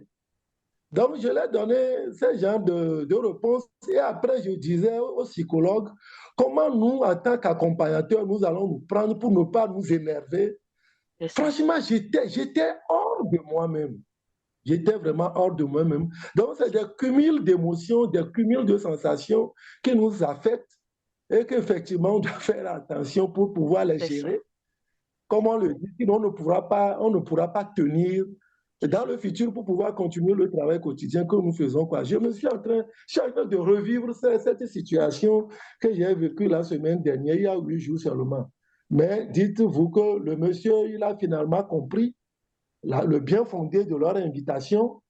Et je pense que c'est cet échange que j'ai eu à faire avec toi actuellement. Mais il a compris que ça valait la peine qu'il passe au bureau et que moi, j'étais plutôt de leur côté. Donc, c'est juste ce partage que je voudrais faire, quoi. Je vous remercie. Voilà, merci. Il est coupé, je crois. Allô, Mauta, c'est bon? Ok, merci. C'est juste un partage. Oui. Merci beaucoup, Mauta. Merci pour ce partage. Donc, vous voyez, c'est ça. Quand je parle des émotions, toutes les situations que nous vivons, et nous aussi, non seulement au boulot, et il y a la maison, voilà, il y a tout ça. Mais si nous n'arrivons pas à contrôler, nous ne serons pas dans une bonne ambiance pour pouvoir vraiment développer ce que nous voulons faire. Et ces émotions agissent sur nous, sur les collègues, sur, voilà, peut-être même en étant dans cette situation, si un collègue venait maintenant lui dire, il va dire non, non, non, non, alors que le collègue n'a rien fait, hein. C'est la situation là qui a mis en colère et il est en train de réagir comme ça. Et des fois, on ne revient même pas en arrière pour dire, je m'excuse pour tout à l'heure, hein, j'ai pas su, j'avais eu un petit souci, voilà. On ne le dit pas, on ne revient pas vers l'autre pour humblement dire, voilà, j'ai eu tel souci parce que tout simplement, on n'a pas reconnu. On l'a fait, on ne sait même pas. Il faut reconnaître. C'est quand on reconnaît qu'on arrive à dire à l'autre, excuse-moi pour tout à l'heure, hein. Au fait, c'était pas toi, mais c'est une situation qui m'avait agacé. Et voilà, c'est pour ça que j'ai eu ce comportement. Des fois même, on peut être dans la joie et rire et tout. Et puis l'autre qui va penser que peut-être que c'est à cause d'eux, ou bien à cause de l'autre que tu es en train de rire, alors que peut-être ça n'a rien à voir. Et lui va se mettre en colère, alors que toi, peut-être tu voulais donner la joie. Parce qu'il y a eu quelque chose à l'intérieur qu'on n'a peut-être pas partagé aussi. Je ne demande pas forcément de le partager, mais de faire attention à nos émotions. Il faut savoir les réguler, à nos comportements, pour ne pas que ça empiète le développement de l'autre, pour ne pas que ça empiète les relations que nous tenons entre nous-mêmes et avec les enfants. On est vulnérable, on est vraiment vulnérable, hein, et ça affecte le travail que nous faisons également. Donc, pour continuer, comment réguler un peu ces émotions-là? Quelques clés pour réguler ces émotions. Essayer de garder son calme face à une situation. Éviter les réactions à chaud. Des fois, on s'éloigne, hein, et chercher le bon moment. On peut fermer les yeux et entendre sa respiration, hein, c'est un moment de relaxation. Cela entraîne une sérénité, un calme. Soyez indulgents envers vous-même et envers les autres. Nous sommes tous, je disais, et je crois que le début, j'ai dit qu'on n'est pas parfait. On fait tous des erreurs. On a tous des émotions. On dégage tous quelque chose. Si on n'est pas indulgent envers nous-mêmes, on ne pourra pas travailler dans une atmosphère conviviale, dans une atmosphère qui nous permet d'évoluer. Soyez indulgents envers vous-même, nous-mêmes d'abord, et envers les autres. Si nous reconnaissons que nous sommes un être qui peut faire des erreurs, un être qui peut, je ne sais pas, il faut reconnaître aussi que l'autre peut faire. Parler de la situation avec quelqu'un, un autre collègue ou un ami. Le fait de parler, ça aide. Organiser des retrouvailles entre travailleurs sociaux hors du bureau. Vous voyez, il y a tellement d'émotions, il y a tellement de choses qu'on accumule, il y a tellement de situations qu'on a des fois, il faut sortir, quoi. Sortir de ce cadre-là. Je pense que c'est euh, le mot, là, on en a parlé tout à l'heure. Il faut sortir un peu de ce cadre, organiser quelque chose, même pour des bilans d'activité, etc. Je pense que nous, entre-temps, on allait même ailleurs, on changeait même carrément de boulot. Le fait même de se déplacer, c'est vrai, il y a les budgets, il y a plein de choses qui font qu'on est réduit. Mais si on prend conscience que c'est pour nous-mêmes aussi, une petite participation de nous-mêmes nous aiderait beaucoup. Organiser des choses. Je me rappelle, moi, au début, quand on avait commencé le travail sur le terrain, certains peuvent le témoigner, on avait des sorties qu'on faisait entre nous, qu'on organisait entre nous comme ça.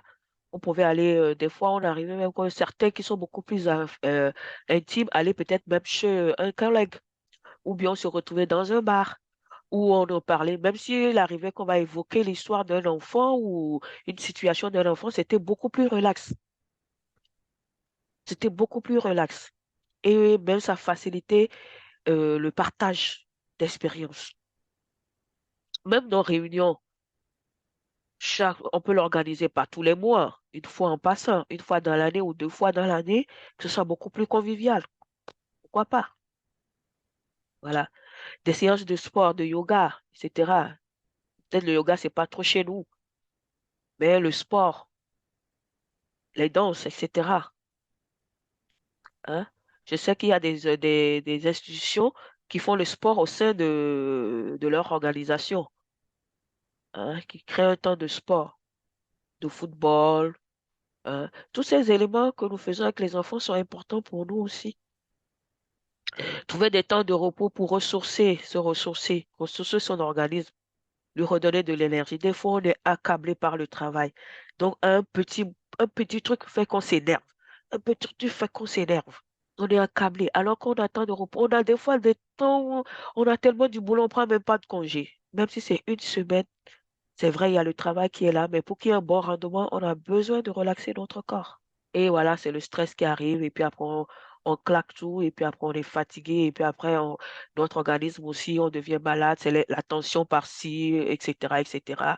Et puis bon, finalement, on lâche. Ben, voilà, on lâche, et puis d'autres prendront aussi notre place, et d'autres vont continuer le travail. Voilà. Je ne dis pas que c'est forcément le travail qui amène à ça.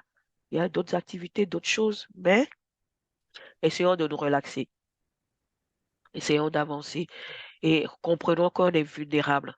Comprenons que on n'est pas le tout-puissant. Comprenons qu'on peut faire des erreurs. Comprenons que voilà, qu'on a des émotions et que chacun peut l'avoir et qu'on peut se contrôler. On peut essayer d'avancer. Quand je contrôle pour moi, l'autre contrôle pour lui, ainsi de suite, ainsi de suite. Je pense que l'atmosphère est vivable et on a le plaisir de venir au boulot. Alors, quels sont les avantages de la gestion des émotions dans l'accompagnement que nous faisons?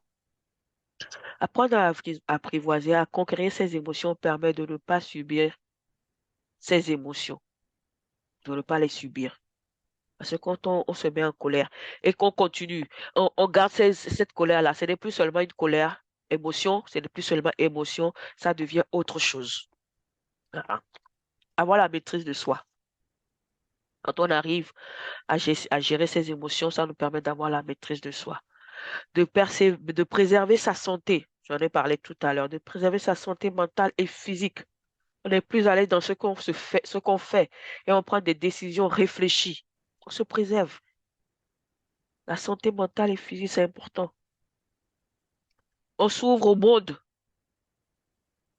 On arrive à s'ouvrir au monde. Et on arrive à composer avec les émotions des autres collègues, des enfants et de nos familles, des familles avec lesquelles nous travaillons également. Des fois, certaines personnes, ils arrivent te dire, oh, cette personne-là, je préfère aller parce qu'elle est beaucoup plus calme, ou bien, voilà, c'est pas parce que la personne n'est pas, voilà. On s'ouvre parce qu'on arrive nous-mêmes à gérer nos émotions. On s'ouvre parce qu'on arrive à voir que l'autre a telle chose à truc. On a de l'empathie. Donc, ça ouvre. On a moins de conflits. On a une atmosphère de travail paisible. On consolide les liens entre nos collègues et entre l'enfant avec lequel nous travaillons. Et la communication, elle est beaucoup plus transparente. On favorise le travail en équipe. On a envie de travailler en équipe. Si on voit que si on va travailler là, la personne là va s'énerver. Comme on dit ça, c'est lui qui va dire ça, etc. Ou bien voilà. Si on arrive à réguler nos émotions, on travaille mieux. Si on est trop en joie aussi, on rigole trop aussi. Des fois, on se dit, oh, la personne là, quand tu vas travailler avec cette personne, on s'amuse trop. Parce que c'est tout ce qui est excès à des situations. Il faut réguler. Augmenter, ça permet d'augmenter les résultats de nos projets. Voilà. Parce qu'on aura travaillé en équipe, on s'ouvrira, on va s'entraider, etc. Voilà. On va donner un bon résultat. Moi, je ne parle même pas seulement des chiffres. On peut avoir un petit chiffre, mais on peut avoir un travail de qualité. C'est important, le travail de qualité. Le petit chiffre qu'on a là, si c'est de bonne qualité et ça va être durable, mais c'est formidable. Voilà, toutes les émotions sont utiles. Elles nous permettent de réagir et d'évoluer. Toutes les émotions sont possibles et c'est utile. Je disais que on ne peut pas dire que c'est négatif ou c'est positif. C'est nos réactions par rapport à ça. Comment je vais faire avancer les choses? Comment faire que ça soit constructif? Comment construire? Comment positiver ça? Si j'arrive à faire ça pour faire avancer, voilà. C'est là où on aura dit que on a obtenu quelque chose. Question, commentaire, apport, Mado. Question, apport, Yves, moi Cécile, Victor, Amanda, Jacques et Amanda. Oui, pour moi, c'est bon. D'accord. Question, apport, le bon. Non, ça peut aller. Yves, c'est bon? Ça Vous peut comprenez aller, un c'est peu, bon. vous comprenez un peu tout ce que je suis en train de dire. Oui, ça peut aller. Joël, est-ce que ça cadre Oui, c'est avec vos bon. réalités? Oui, C'est bon, c'est d'accord. bon, c'est bon. Je veux que ça Aïda, cadre avec vos réalités. Oui, Diego, je merci pense pour que ton appui. arriver à la maîtrise de soi, c'est un Ouais, travail de toute la vie. Ce n'est pas une question que je peux arriver et basta. Ça, non, arriver à avoir la maîtrise de moi-même, c'est un travail permanent. c'est ça. C'est-à-dire que si je suis facilitateur, si je suis un travailleur social, je dois travailler sur moi-même beaucoup. Et aussi d'avoir la confiance avec une équipe de travail et Ça, faire un travail ensemble. Ça, c'est la manière que je pense d'améliorer toujours et de faire un bon service pour les autres. c'est ça. Ce que je Merci. pense. Merci, Diego. Ça rejoint effectivement ce qu'on avait dit précédemment euh, le mardi passé. En réfléchissant, je me suis dit même, j'aurais peut-être dû parler de la gestion avant de revenir sur nos relations. Parce que ça rejoint un peu ça. Si on arrive vraiment à gérer tout ça, si on arrive à, à, à, à travailler en équipe et tout ça, voilà. Donc, on apprend aussi à se maîtriser, comme le dit Diego, c'est tous les jours, hein. C'est quelque chose de, voilà, on est dedans. Donc, on est facilitateur. C'est pas une histoire, même ça aussi, on peut dire que ce n'est même pas seulement une histoire de facilitateur. Mais si on veut le mettre dans le cadre dans lequel nous travaillons, avec toutes les situations que nous traversons avec les enfants, les familles de ces enfants, nous-mêmes, si on arrive tous les jours à mettre ça, à mettre de l'ambiance, à créer l'atmosphère pour que le travail puisse se faire, c'est important. Avoir confiance en soi, avoir confiance à l'autre. Diego vient de le dire. C'est très important. Je disais, on avait dit dans les slides précédents, le mardi passé, on avait parlé de ça. Que chaque facilitateur qui est là, chaque travailleur social qui est là a une compétence, a un travail. Et il faut que moi, j'accepte l'autre est capable de faire ceci. L'autre peut faire cela, l'autre peut m'aider dans ça. L'autre, voilà, etc. Et que chaque personne qui a une compétence aussi ait confiance en soi que c'est mon travail, je peux le faire. Si je n'arrive pas à le faire, j'ai telle personne qui peut m'aider.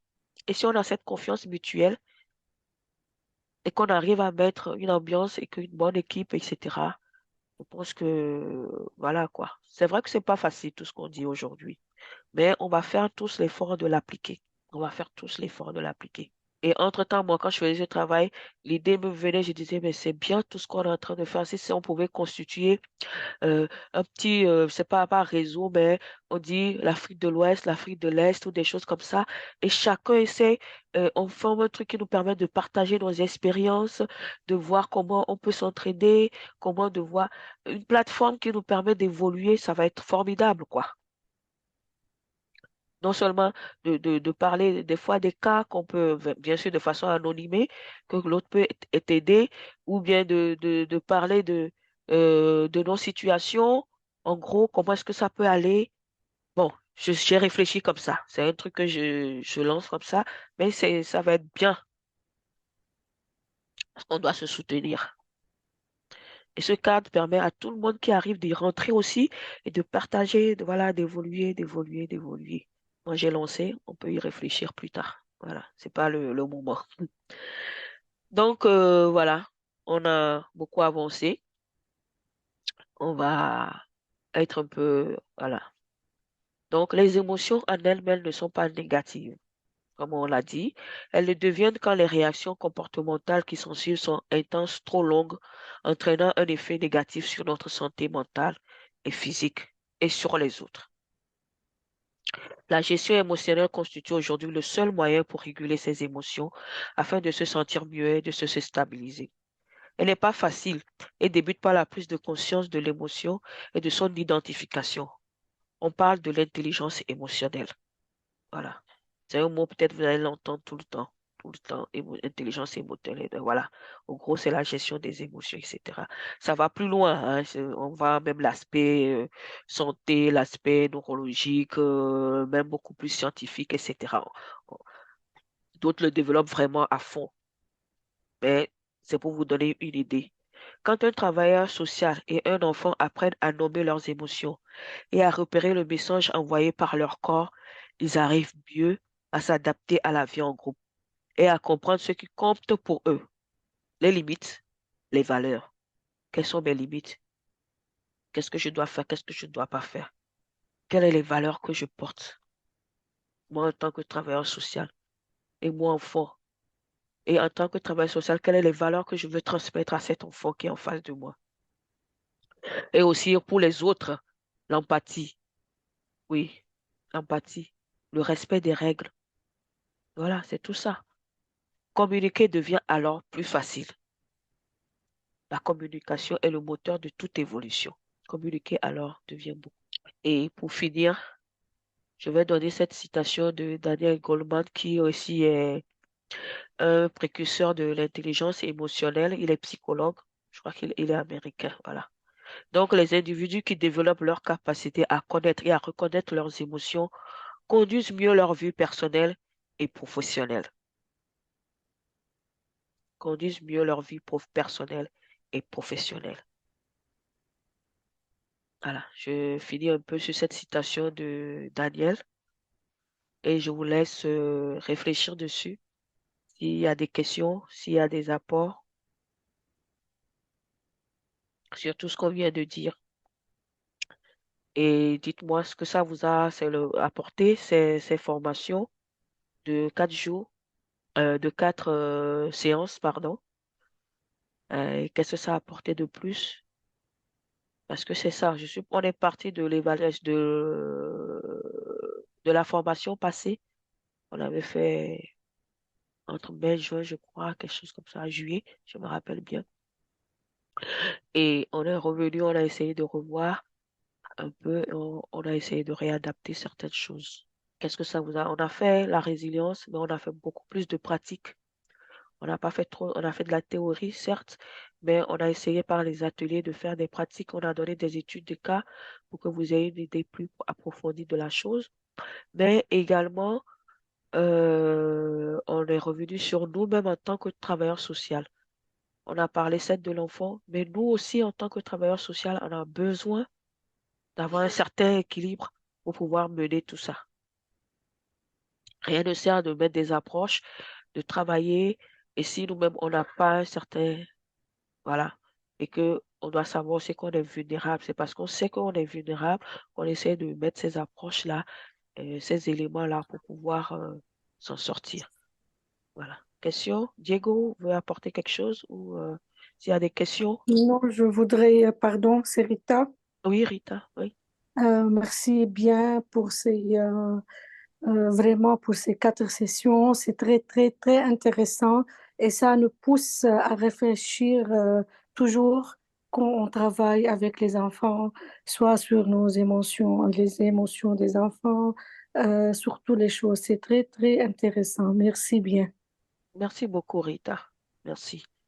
C'est pour vous dire que les enfants ont des émotions. Si nous-mêmes on en a les enfants, imaginez alors les enfants. Oui, c'est ça. Alors C'est quand vous notre êtes avec... miroir, si Oui, tu veux dire, c'est c'est notre ça. miroir. C'est ça. C'est ça. C'est ça. Oui, oui. Et quand on a des enfants qui dégagent leurs émotions et que nous, des fois, on réagit. Pourquoi? Voilà. On doit Oui, pas, on doit contrôler nos réactions aussi face c'est aux ça. émotions de ces enfants-là et savoir plutôt Voilà. que c'est quelque chose qui va arriver, c'est quelque chose qui arrive parce qu'ils vivent des situations et nous devons les amener plutôt à gérer cela. C'est en faisant cette gestion que nous arrivons petit à petit à les mettre aussi dans le processus pour que la résilience se fasse aussi. Oui, Mhm. oui, c'est ça. Oui, je voudrais ajouter que vraiment les émotions, qui sont des éléments très importants de notre vie et de notre relation interpersonnelle, ils sont à la base de la construction de la résilience. C'est ça. Et que nous aussi, nous pouvons construire des espaces et des organisations résilientes aussi. C'est ça. Et ça, c'est l'invitation. L'invitation, c'est à considérer aussi la résilience comme un processus social que nous pouvons promouvoir à partir de notre relation interpersonnelle, à partir de notre qualité de personne. Et les enfants, les adolescents avec des problèmes, ils peuvent nous voir et voir la possibilité de transformer sa vie. Parce que dans les moments où est-ce que nous pouvons être personnes qui peuvent questionner, qui peuvent donner un sens à la vie des adolescents et des enfants, ça c'est le moment dont le processus de la résilience commence à fonctionner. Pourtant, c'est très important de maîtriser nos émotions dans le travail quotidien. Et c'est pour ça que la 4e session, ça a été très important pour prendre conscience. Je voudrais finir cette cours et cette session pour remercier beaucoup le travail d'Alda pour nous permettre de réfléchir et de donner beaucoup d'éléments pour notre réflexion personnelle et réflexion en équipe. Je pense que c'est le premier fruit de notre cours, de faire une réflexion personnelle et aussi avec notre équipe de travail. La deuxième chose, c'est de voir que nous avons l'occasion de préparer un projet de résilience appliquée et de participer dans le processus de présentation d'un projet de résilience. C'est une occasion autrefois pour vos organisations. Je pense que c'est une occasion très intéressante de réfléchir sur la résilience et de créer un projet simple, bien fait, que vous pouvez présenter. Vous avez des conditions, vous avez des critères, la lettre des critères, vous avez les formulaires de BIC. Donc, nous sommes très heureux de attendre vos projets arriveront par email. Et sera une occasion d'appliquer la connaissance. Et si nous pouvons faire un projet de résilience appliqué, très simple, dans la conscience que nous sommes des personnes avec des émotions, que nous sommes engagés dans les projets, ça sera un processus très intéressant pour arriver à un bon résultat, de bons résultats. Donc, je vous invite autrefois, finalement, à faire ces projets, à construire, à penser, à présenter un projet de résilience appliquée. Vous avez toute l'information. Et finalement, je vous invite à nous donner l'évaluation de cours. Je vous envoyer les formulaires d'évaluation de cours. C'est un élément très important pour nous comme équipe de BIC de faire une valoration finale du cours. Voilà, c'est tout. C'est la fin de toutes les 4 sessions. Pour moi, en nom de BIC, c'est de remercier tout l'effort d'être présent, de participer et surtout de faire un chemin ensemble. Nous devons continuer notre démarche ensemble. Et ça, c'est la richesse de notre association. C'est la richesse d'être à côté, d'apprendre des expériences de tout et aussi de continuer la labeur de service parce que nos enfants, nos adolescents, ils sont le centre de notre préoccupation. Donc, si nous sommes bien préparés, nous pouvons faire un excellent travail. Et le monde d'aujourd'hui a besoin des adultes bien formés et bien préparés pour faire un travail au service des enfants et des jeunes. Merci, Diego. Voilà, merci beaucoup à tous. Merci. Et je pense que avec ces mots, nous pouvons dire au revoir et à la prochaine. Au prochain. Merci beaucoup, merci Diego, merci à tout le monde pour vos participations, votre fidélité.